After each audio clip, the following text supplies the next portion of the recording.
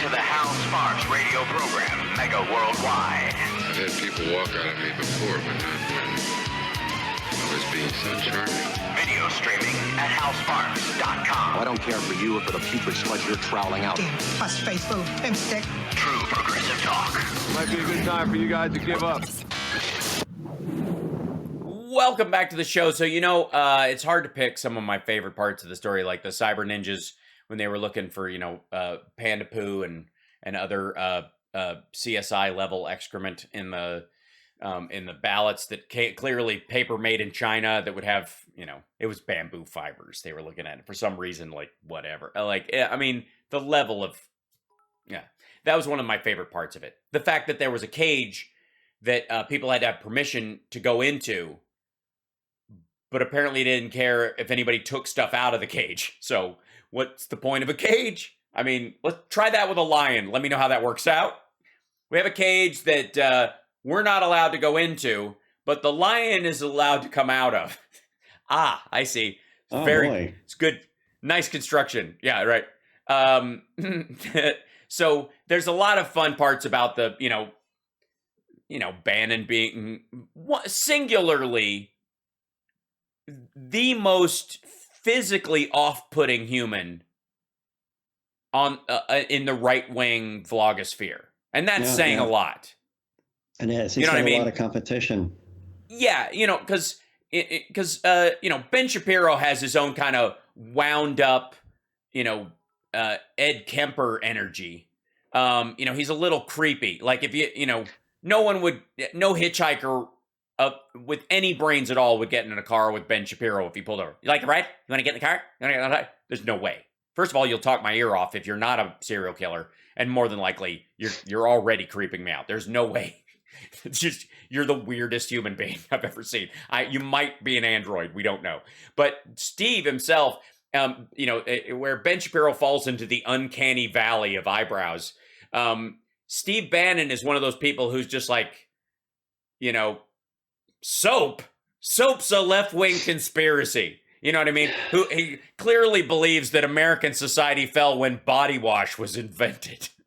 You know what I mean? Once we stopped, when we moved away from... He would never use like one of the scrunchies that foams up and everything. Oh, yeah. No, a loofah. Yeah, no, he's anti-loofah all the time. After he saw they used a loofah to take down Bill O'Reilly, he's like, I'm not bathing at all. Like, it was just bad. So,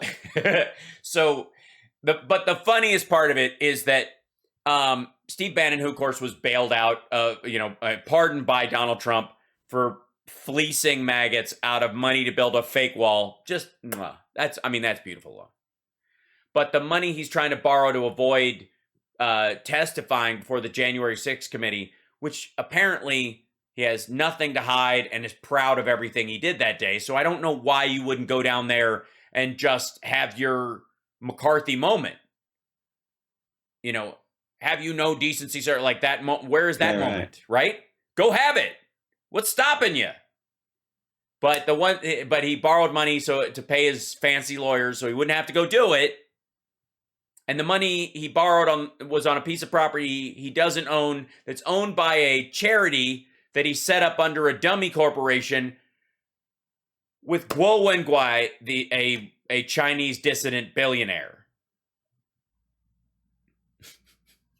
Which is, it's called the Rule of Law Society. The Rule of Law, folks, he's borrowing money on a defunct a piece of property owned by a defunct charity that he purchased with funds from a Chinese dissident to avoid testifying about his participation in the biggest attack on our government since the Civil War. I mean, that's it just and it's called and the organization he set up is called the Rule of Law Society. No. It's just, I mean, it's precious. It's precious. And the fact that it's one of those things where, like, remember when Trump's, like, deal with the Inquirer came out? And the name of the fellow who ran yeah. the Inquirer came out. Do you know the name of the guy from the Inquirer when his name came up? I don't want to tell you. People in the chat room will know. Anybody in the chat room want to tell Johnny Million? And I want to be there when he realizes this. Just like a Democrat on the floor of the Arizona audit. The moment he realizes that it's all been a great lie. What's his last name? It's showing up in the chat right now, Johnny Million. Check it out. His first name, David. Last name. Can you see it, Johnny? Do you see the chat? Yeah. Oh, I got it. Wait, everybody's yelling at the chat. It's so good. Oh, no. It's so good. Like the tension is building. I can feel it coming. Here it comes. I can feel it coming in the air tonight. I did that thing where you take His the chat name- and you put it into another window. His name is David Pecker. His name is David Pecker. Oh, no. That's his name. That's his name. Everybody's freaking. Peter Pecker, Yes, they're going nuts. No, his actual name. And it was one of those moments where you're like, come on. You know what I mean? Like, come on. I think the chat room actually had a lot of fun with this. They did. A little too much. I think they just like it to quote, paraphrase Lenny Bruce. I think they just like typing that word. Yeah. Duh. So, yes. Why is it censured? Oh my God. Trump mispronounced the word censored twice in his thing. He kept calling it censured in his Glenn Beck interview yesterday. So good. So good. Meanwhile, those things come up and you're like, for real? For real. The guy protecting him and running interference for stories about him philandering, having sex with porn stars and playmates while his wife had just given birth to their son. Their son. He didn't, I mean, this isn't even about like he had a kid with somebody else and then he had to break off the other relationship, stay with the one he had the kid with or whatever. Their kid. Yeah, whoop, off he goes. The guy running interference for him at the Inquirer, burying stories, killing them so that he would maintain his upstanding, image in the community, which is ridiculous. More than likely to keep him from violating an NDA, not an NDA, his prenup, and costing him more money in his marriage, which it did.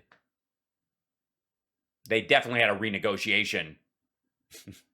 During the guy who ran interference, name's David Pecker. And then, you have Steve Bannon, the Rule of Law Society is who he's borrowing money against, using with money he got from a Chinese billionaire, Guo Wenguai. I just love this. I love this. I love this time in history. I think it's beautiful. I'm happy to be alive. I think this is ridiculous in such a gorgeous way. I mean, just even the name Cyber Ninjas is hilarious and ridiculous. All of it has been, it's like one of the best, worst binge shows we've all been through. It's like society all collectively binged Lost, the series. And in the end, we knew it was never going to pay off. Thank you, Melissa. We knew there was never going to be able to tie up the storylines. We knew it wasn't going to amount to anything, but it was a fun ride while it lasted. It was crazy. It had ups and downs. It was dangerous and silly and had moments that were touching and scary.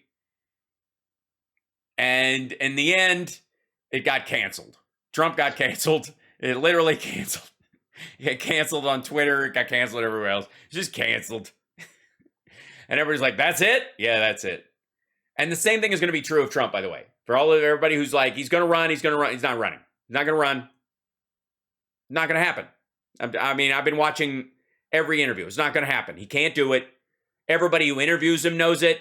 Everybody who interviews him walks away going, dear God, what are we going to do? Every single person. Just because they can tell he's a mess by his replies or just who he is. Oh, yeah. I mean, you can tell in the interviews half the time. They're like, what? Glenn Beck actually had a moment in his interview with him where he was like, I don't understand what you're saying.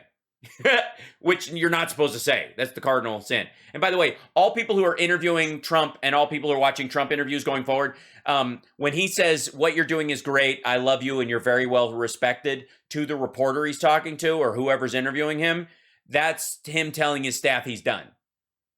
He did it to Lindell, he did it to Candace Owens, he did it to Glenn Beck. That's his out. He's not going to tell you guys you only have a certain amount of time because that will get out.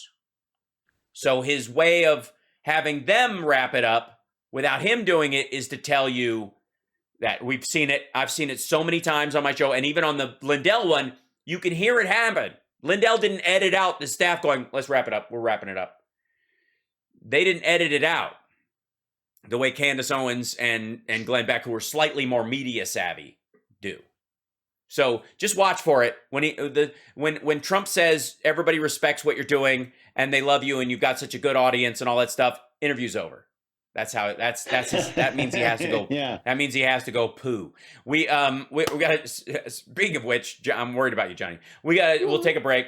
And 773-763-9278 is our number. 773-763-9278. Call in. That's right. It's a call-in radio show. It's the real deal. Yeah. It's not just a podcast, kids. This is genuinely a radio show. Street. Been around. We've been doing it. Yeah. Hi. We'll be back right after this.